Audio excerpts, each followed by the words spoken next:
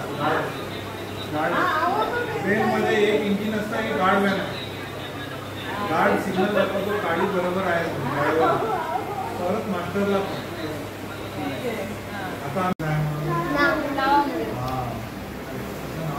गाडीवर लिहिलेलं नंबर ट्रेनला एक नंबर आणि गाडीचं नाव, मग ते कुठून कुठे जाते त्याचं पण तिकीट.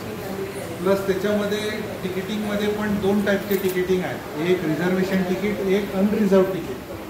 अनरिझर्व तिकीट जो असतो तो गाडी येण्याच्या अर्धा तासपर्यंत तुम्हाला भेटते आणि गाडीमध्ये तुम्ही अनरिझर्व डब्यामध्ये जायला, रिझर्वेशन डब्यात नाही. अनरिझर्व डबा हे जनरली कुठे गाडीच्या पुढे आणि मागे असतात जनरल डबे, आणि रिझर्वेशनचे डबेमध्येच असतात. त्याच्यात स्लीपर, इकडे कंट्रोल पॅनल आहे.